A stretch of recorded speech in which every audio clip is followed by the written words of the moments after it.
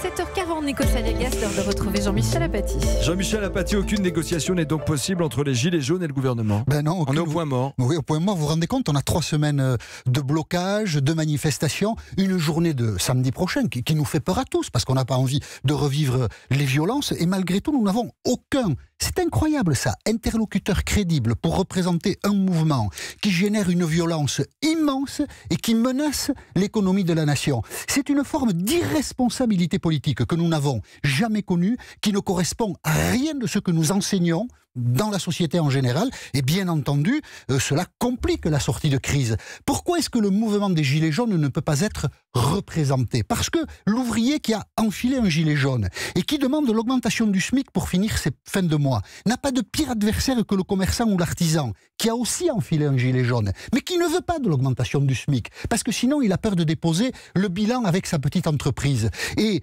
ce commerçant ou cet artisan, lui, ce qu'il veut, c'est une baisse des charges. Et il se moque bien que la baisse des charges pénalise la sécurité sociale parce que ça va la priver de recettes, dont profite l'ouvrier qui a enfilé un gilet jaune. Le mouvement des Gilets jaunes, pour le dire simplement, c'est un vaste bazar où on trouve tout et son contraire. Un autre exemple, on présente ce mouvement comme un mouvement luttant contre les inégalités. Pamela Anderson, l'actrice d'Alerte à Malibu, a fait 3 tweets hier, parce qu'elle s'intéresse à la politique française vu qu'elle vit avec Adil Rami, le joueur de football marseillais. Dans ces 3 tweets en américain, elle explique qu'elle soutient le mouvement des Gilets jaunes parce qu'il lutte contre les inégalités.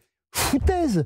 Pamela Anderson, pas plus d'ailleurs que Jean-Luc Mélenchon, ne lise les cahiers de doléances des Gilets jaunes. Partout en France, il y en a des dizaines. Eh bien, très souvent, pas tout le temps, mais très souvent, 2 cahiers sur 3 revient cette mention: il faut en finir avec l'assistanat. Ah ben ça, c'est une politique anti-inégalitaire si on supprime le RSA, les aides au logement et compagnie. Mais c'est de la foutaise de penser que ce mouvement est anti-égalitaire. Alors heureusement, il y a Marine Le Pen.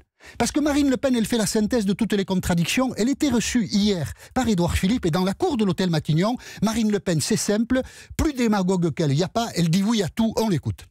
Nous lui avions indiqué qu'il fallait une baisse du prix de l'électricité et du gaz, la suppression de l'augmentation des taxes sur l'essence et le gasoil, une augmentation des salaires minimums et retraites minimum.